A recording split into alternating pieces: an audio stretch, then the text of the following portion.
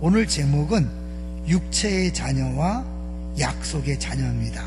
이제 2장 중반부터 계속 진행해온 그 율법과 복음, 특별히 거짓 교사들의 그 잘못된 율법주의가 틀렸다는 것을 계속 말하고 있는데요, 그게 마지막 마무리하는 부분이죠.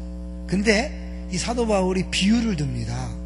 하갈과 사라라는 두 여인을 등장시켜서 복음과 율법을 비교하고 있어요. 그래서 이게 어떻게 보면 쉬우면서도 어떻게 보면 어려운 내용이에요. 근데 이제 쉽게 얘기하면 아브라함이 두 아들을 낳았어요. 근데 이스마엘은 누구를 통해 낳았죠? 하갈을 통해 낳았고, 이삭은 누구를 통해 낳았어요? 사라를 통해 낳았죠. 갑자기 어려워졌죠? 자, 그런데 이 아브라함이, 하나님께서 원래 아브라함에게 아들을 줄 테니까 기다려라 그랬는데 기다리지 못하고 결국 중간에 편법을 쓴 거죠.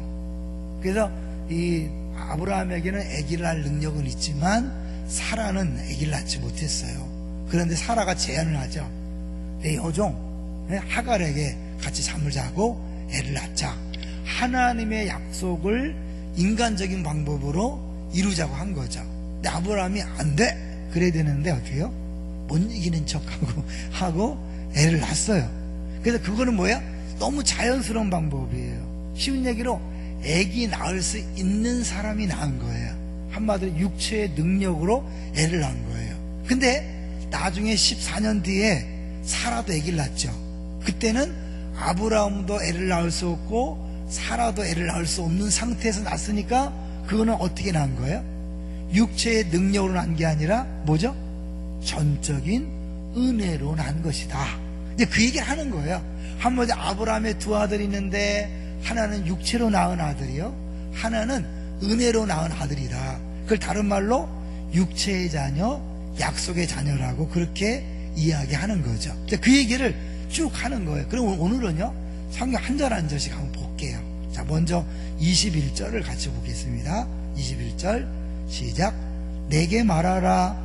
율법 아래에 있고 자 하는 자들아, 율법을 듣지 못하였느냐. 너희들 율법을 통해 구원받는다고 하고 율법을 잘 알고 있다고 하는 너희들아, 너희들이 진짜 율법을 제대로 모르고 있다, 그런 거죠. 자, 율법, 특별히 창세기, 모세 율법의 첫 번째 책인 모세역의 첫 번째 책인 창세기 한번 보자. 22절 시작.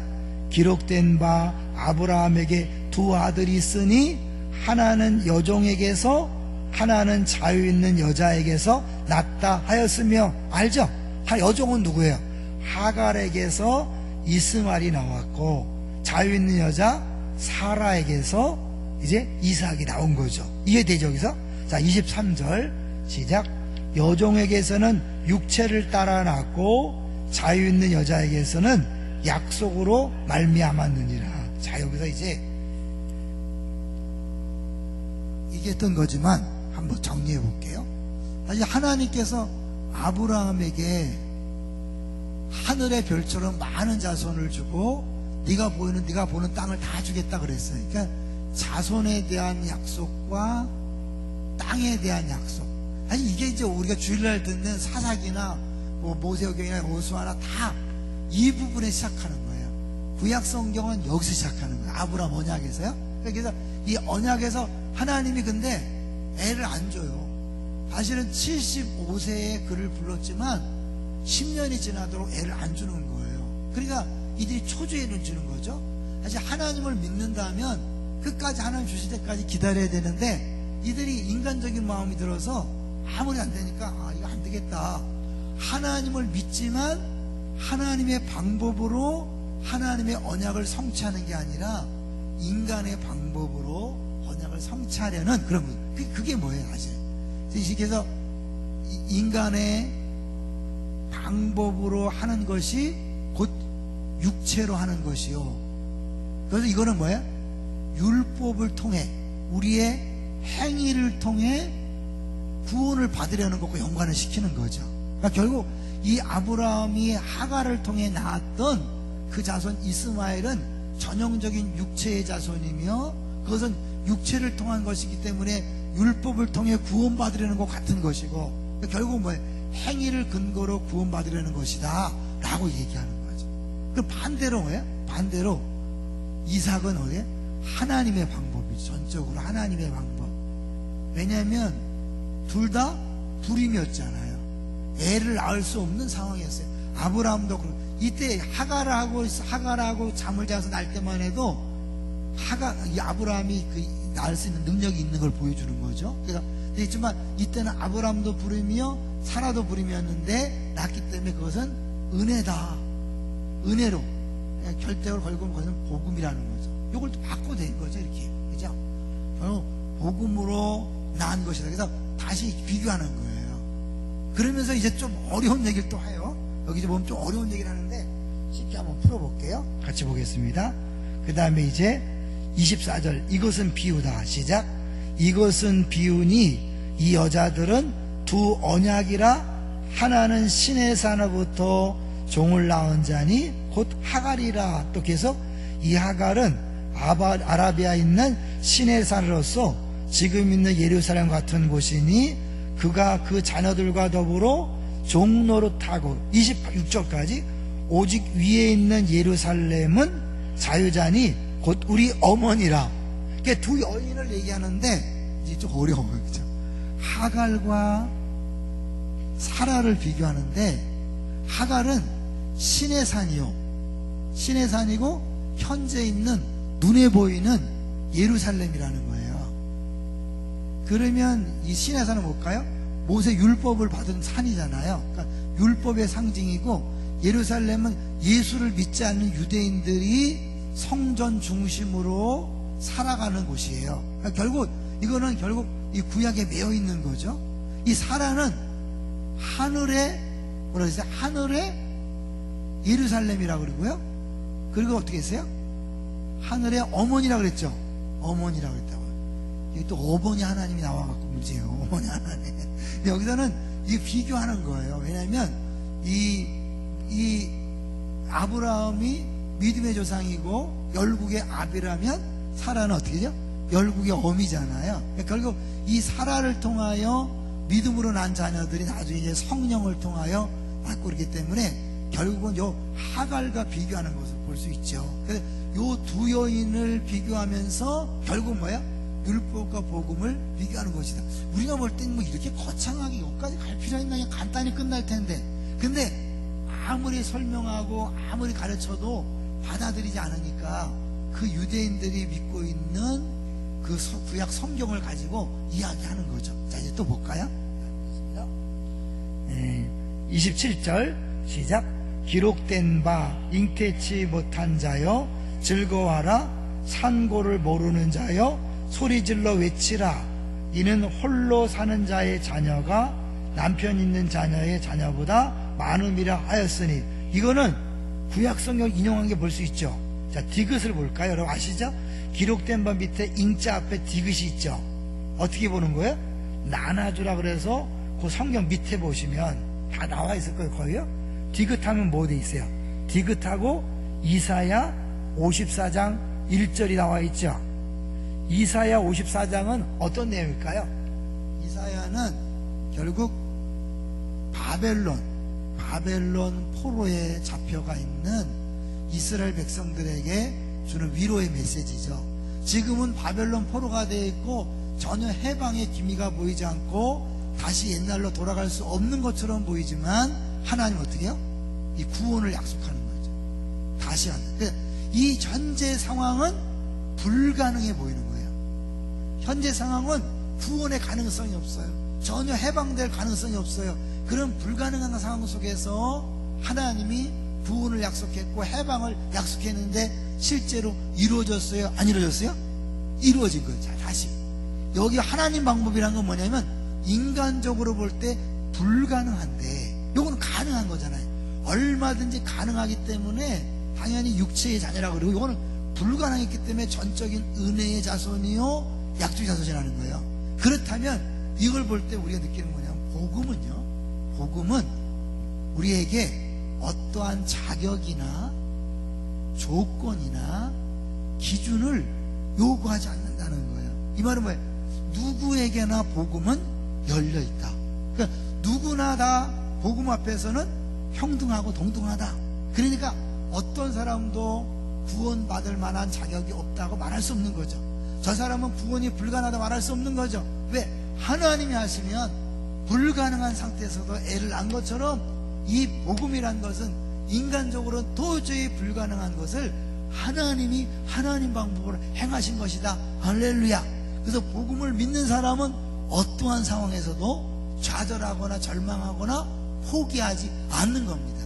이게 복음으로 사는 거예요. 우리가 매일 복음 앞에 선다는 건 뭐냐면 하나님이 하나님의 방법으로 불가능한 상황에서 우리가 할 수 없는 구원을 이루셨다면 그 전능하신 하나님, 그 전능하심을 우리에게 조건 없이 베푸시는 은혜의 하나님을 믿는 사람으로서 내 상황이 경제가 어렵고 정치가 어렵고 건강이 문제가 되고 자녀가 앞날이 보이지 않는 싹수가 놀았다 할지라도 뭐예요? 그래도 걱정하지 않는 거죠. 왜요? 하나님의 일하심은 전적인 은혜니까. 믿습니까? 이게 복음이 예수 믿을 때 끝 그게 아니에요. 복음으로 구원받을 뿐만 아니라 복음으로 사는 사람은 이제 나의 조건과 환경 조건을 따지지 않고 늘 하나님이 하시면 된다는 마음으로 가는 거죠. 자, 내가 그러니까 어떻게 해요?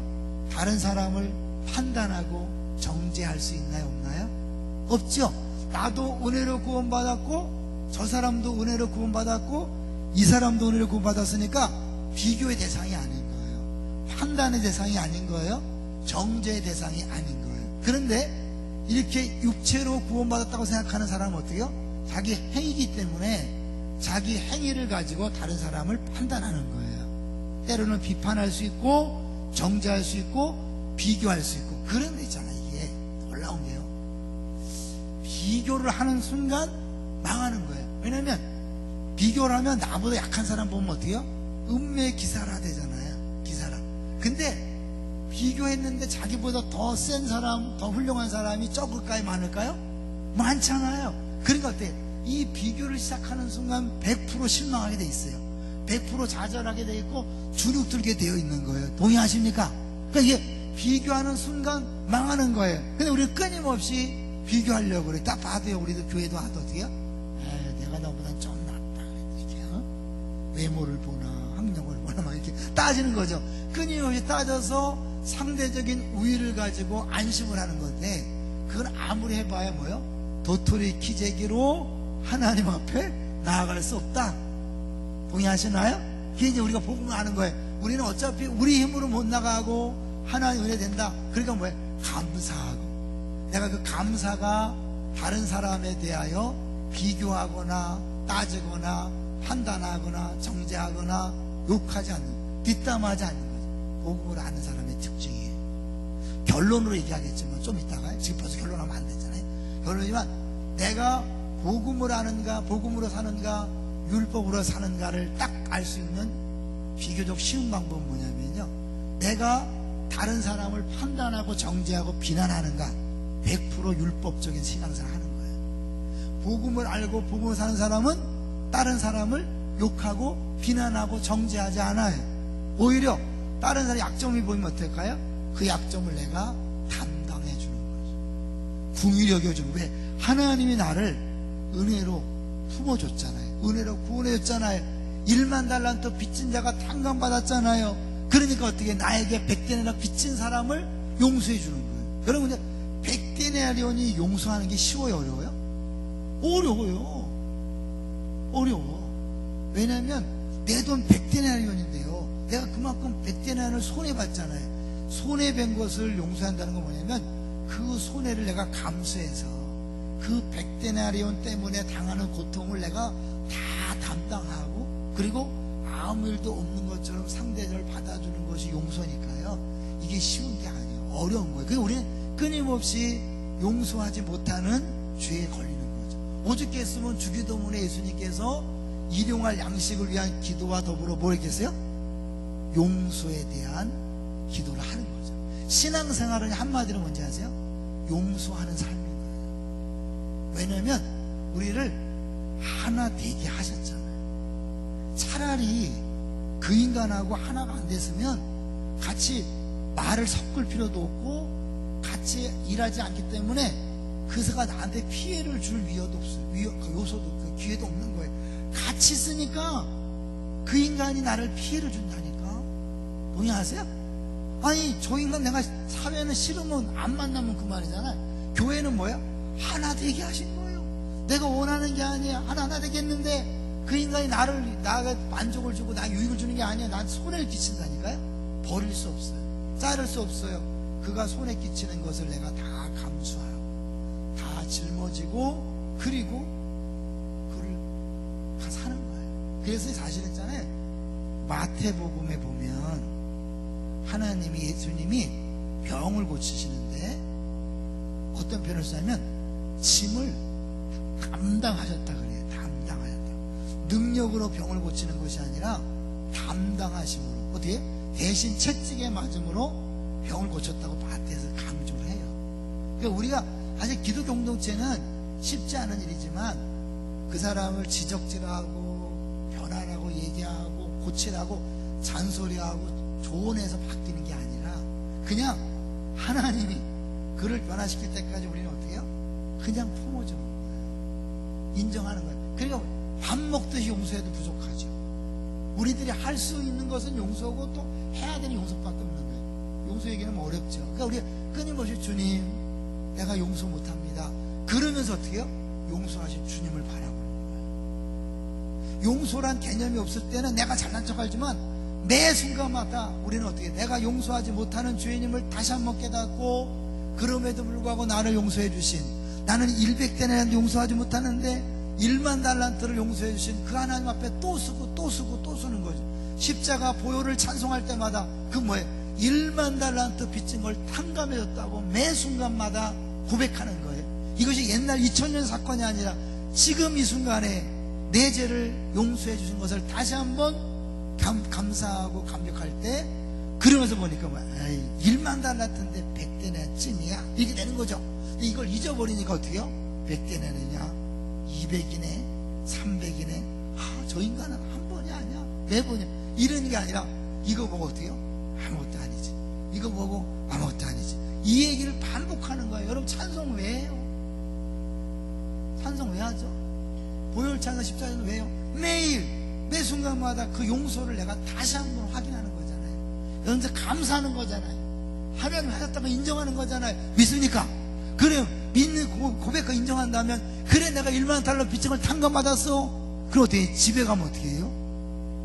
용서해야죠. 근데 교회에서는 막 찬양하고 집에 가서 짝만 해도 야야 폭풍 잔소리 막 어렵죠. 쉽지 않죠. 근데 더구나 이제 우리들이 가족이잖아요. 가족. 하나님의 가족. 무서운 거예요. 가족. 버릴 수 없는 가족. 하나 되게. 가족처럼 사랑하자가 아니라 뭐예요? 가족이잖아요. 이제 죽으나 사나 힘드나 괴로우나 품고 가는 것이 우리 교회예요. 하나 될 것을 힘써 지키라. 그죠? 이 부분에서 이제 끊임없이 이제 거의 이제 결론 보고 갈 거예요. 이제 우리 28절을 보겠습니다. 28절 시작. 형제들아 너희는 이삭과 같이 약속의 자녀라. 뭐예요? 우리는 율법으로 행위로 구원받은 것이 아니라 이삭처럼 은혜로 하나님의 전적인 방법으로 구원받았다는 거죠. 29절 시작. 그러나 그때에 육체를 따라 난 자가 성령을 따라 난 자를 박해한 것 같이 이제도 그러하더라. 지금까지 한 얘기 그거예요. 사실 이 말이 필요 없어요. 복음으로 구원받은 사람은 육체로 하는 사람을 비난하지 않아. 불쌍히 여기는 거야. 몰라서 그렇지. 때가 되면 깨닫겠지. 왜? 나도 옛날에 그랬는데 어느 날 성령 깨닫게 하신 거잖아요. 잘 하셔야 돼요. 우리가 복음을 강조하고 복음을 가르치는 교회라고 하면서 자칫하면 다른 교회 목사님 설교를 판단한다든지 다른 교회와 비교해서 우리 교회 좋은 교회에 자랑하는 건 좋지만 잘못한 건 뭐냐면 이 자랑은요 교만으로 가거든요. 그래서 오늘 새벽이 되겠지만 독일 속담에요 자랑과 거짓말은 사촌이래요. 무슨 말인지 알아요? 독일 속담에 자랑과 거짓말은 사촌이다. 우리가 자랑한다면 그것은 거짓말하고 있는 것이다. 자랑은 뭐예요? 내가 했다, 내 거다, 그러는 거잖아요. 근데 우리가 다 은혜로 구원받았기 때문에 우리가 가진 것은 다 내 겁니까? 주님 겁니까? 주님 거죠. 인정하십니까? 다 주께로부터 왔고 죽을 것이기 때문에 자랑할 것이 없다는 거예요. 자랑하는 순간 나는 뭐예요? 거짓말을 하고 있다는 거죠. 자랑하지 않기 때문에 다른 사람을 판단하고 진언하지 않습니다. 그동안 늘 얘기했지만 복음을 안다는 사람들이 대부분요 비판적이에요. 굉장히 냉소적이고, 복음 안다는 사람들이 굉장히 소리가 큽니다. 왜요? 그 사람은 복음을 알지만 아직 복음을 또 하나의 자기 행위로 하는 거예요. 그렇죠? 자기가 잘났다고 생각하는 거예요. 내가 남들보다 복음을 알기 때문에 더 뛰어났다, 나는 더 괜찮은 존재라고 느끼는 거예요. 율법인 거죠. 말로는 복음인데 또 다른 행위, 자기 자랑이 있기 때문에 하는 거예요. 그래서 한국교회가요, 복음을 얘기하는 사람이 그렇게 비판적이에요. 그걸 또 듣는 사람들 같이 비판적이에요. 그러니까 한국교회가 복음이 들어온 다음에 오히려 더 막 시끄러워졌어요. 막 교회들이 막 갈라지고, 청년들이, 이런 교역자들이 다 무슨 뭐 거짓이다, 복음도 없다, 지옥. 아니에요. 그리고 우리가 말하는 그 복음을 정확히 몰라도요 구원에는 문제 없어요. 믿습니까? 왜냐하면 어차피 예수 믿는 건 내가 똑똑히 알아서 믿는 게 아니에요. 성령께서 믿게 하시고 거듭나게 하셔야 믿는 거예요. 믿습니까? 다만 복음을 정확히 모르면 내게 주어진 자유를 못 누리는 거예요. 예수 믿고 구원받는 자유를 못 누리고 여전히 율법적으로 살아가니까 늘 전전 근거, 하나님의 전전 근거, 뭐 좀만 내가 잘못해서 그런가, 뭘 잘못해서 매를 만나, 막 이런 거 생각하는 거예요. 그래서 늘 하나님이 날 사랑하나 기뻐하나 늘 의심인 거예요. 그러니까 다른 사람도 나에 대해서 뭐 하면 이걸 받아들이지 못하는 거예요. 내가 하나님 날 사랑하나 기뻐하는 걸 딱 알면 다른 사람이 뭐라고 말 행동하든 흔들리지 않는 거예요. 그런데 어떻게 해요? 하나님 사랑이 확실하지 않으니까 뭐 한마디 하면 뭐 목사님이 뭐 장로님이 뭐 권사님 뭐 이게 뭐예요? 매일 시험 든다고 하는 게 뭐냐면 복음을 모르기 때문에. 그런 면에서, 그러니까 사실 이렇게 말하는, 이렇게 막 복음 하는 걸 몰라도 구원은 지장이 없어요. 네. 이 사람들도 다 예수 믿고 구원 받았거든요. 다만 거기다 뭘 덧붙이려고 하는 게 문제란 말이에요. 덧붙이려고 하는 게. 근데 그 당시에는 사실은 이 진짜 복음을 몰랐기 때문에 문제지만, 지금은 우리 한국교회에서는 이미 예수 믿으면 구원받는다는 건 다 인정하잖아요.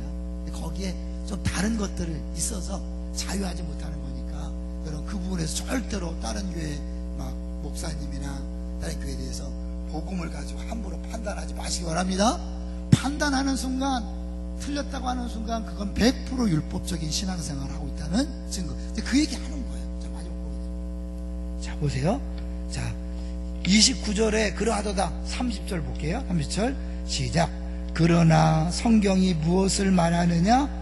여종과 그 아들을 내쫓으라. 여종의 아들이 자유 있는 여자의 아들과 더불어 유업을 얻지 못하리라 하였느냐? 내쫓김을 당했단 말이에요. 자, 31절 그런즉 형제들아, 우리는 여종의 자녀가 아니에요, 자유 있는 여자의 자녀니라. 자유를 누리냐 못 누리냐, 그 차이인 거예요. 믿습니까? 계속해서 이제 결국 이 거짓 교사들이 한 얘기 뭐예요? 너희들 예수만 믿어서는 안 돼. 예수만 믿은 거 플러스 할례도 받아야 돼. 율법도 지켜야 돼. 라고 그렇게 함으로 말미암아 그들은 어떻게 해요? 예수님의 십자가를 격화시킨 거예요. 하나님이 예수님의 십자가를 통해서 구원하지 못한다고 이야기하는 거예요. 그러니까 뭐예요? 복음의 원수죠. 이게 흥분할 수밖에 없는 거예요. 근데 사실 우리 한국교회에서는 복음을 안다 모른다 이런 게 아니에요. 그래서 표현을 겸손해 쓰는 게 복음의 재발견이라는 표현을 쓰는 거예요. 재발견. 원래 다 알았어요. 거기에 자꾸 뭘 조금씩 덧붙이다 보니까 이 사람들이 신앙생활을 자유하지 못하게 그렇게 만들었기 때문에 다시 우리가 복음을 재발견하고 자유한 거예요. 자유라는 게 뭐죠? 다시 모든 두려움과 부끄러움에서 해방되는 거예요. 신앙생활하면서 언제 두려움을 느끼십니까? 주일 얘기한 것처럼 상처가 많은 사람은요, 작은 일에 두려움이 더 커요. 그래서 다른 사람이 자기 의견에 반대하는 것 자체를 힘들어요. 왜? 자기가 부정당하고 자기가 버림당한 상처가 있는 사람은 다른 사람이 내 의견을 반대하는 것 자체가 뭐예요? 나를 부인하고 나를 버린다고 크게 해석하는 거예요. 그게 어때요? 내가 저 인간이 나를 버려? 그럼 내가 가만히 있으면 안 되지. 내가 먼저 버릴 거야. 이러면서 상대적으로 강한 반응을 보이는 거예요. 그 상처 때문에 그래요. 그리고 여러분이 이제 그런 부분에서 복음 안에서 엄밀히 말하면 복음 안에서는 그런 부분에서 자유하시고, 그럼에도 불구하고 나도 모르게 감정적으로 이 세포가 기억하고 있는 상처가 올라올 때마다 뭐지? 생각하고 자기 안에서 그게 나오는 것들을 자기 해석하고요, 그걸 스스로 치유하는 그런 걸 하셔야 돼요. 근본적으로 복음을 제대로 안다면 근본적인 상처는 치유된 거예요. 믿습니까? 왜요? 이 근본적인 인간의 상처는 뭡니까? 에덴 동산에 쫓겨난 거절감이에요. 그런데 그 거절감이 기본적으로 있는데 태어나서 부모가 사랑해주지 않으니까 그 거절감에 증폭이 되는 거예요. 태어날 때부터 모든 인간은 버림받을까봐 두려운 에덴에 그게 있단 말이에요. 그런데 실제로 부모가 잘해주면 이게 약화돼요. 주변 사람들이 잘해주면 약화돼요. 근데 부모로부터 충분한 사랑받지 못하고 선배나 또 후배나 목회자나 교수들에게 또 선생님들에게 충분한 사랑받지 못하면 권위자에 대한 상처가 있잖아요. 그래서 뭔가 나한테 이래라 저래라 하는 그 소리를 듣기 싫어하는 거예요. 저는 그런 청력 얘기했지만 그 재미난 TV 프로그램에 주일학교 고등학교 6학년 때 물었어요. 잔소리와 조언의 차이가 뭐냐? 잔소리가 뭐냐니까 가만히 듣고 있으면 기분 나쁘대. 그러면 조언은 뭐냐니까 더 기분 나쁘대. 6학년짜리가 얘기하고 6학년짜리가 이 말은 뭐냐면 사람들은요 근본적으로 누가 나한테 뭐라는 소리를 들어하는 거 싫어하는 거. 왜? 틀렸다고 생각해요. 자기를 싫어한다고 생각하고 자기를 버린다고 생각하니까 무서운 거예요. 근데 아니에요. 여러분. 그거 하나, 그 의견이 틀린 거예요. 의견이 다른 거예요. 그 일만 나에 대해서 반대하는 거예요. 동의하십니까? 확대 해석하지 마세요. 부부끼리도 확대 해석하지 마세요. 순원들끼리도 확대 해석하지 마세요. 교인끼리 확대 해석하지 마세요. 그냥 그 하나예요. 한 번 인상 쓴 것이고, 한 번 소리 지른 것이고, 한 번 반대한 것이고, 한 번 비난한 거예요. 그걸 막 크게 확대해서 부모가 버린 걸 막 떠올리고, 선생님이 배반한 거 떠올리고, 애인이 도망간 거 떠올리고, 막 그래갖고 막 상대하니까 이 인간 왜 이러냐, 도저히 감당할 수 없다 그러고 저기 떠나라 그런 거잖아요. 아니에요. 하나님 우리를 사랑하십니다. 우리를 기뻐하십니다. 여기서 시작하는 거예요. 그러니까 이제 누가 뭐라 해도 그래 그럴 수 있지, 참 몰라서 그럴 수 있지, 몰라서 싫어할 수 있고 몰라서, 그러나 그것이 전부가 아니라는 사실을 알 때 이제 모르는 사람들을 품어주는 거죠. 용서하는 거죠.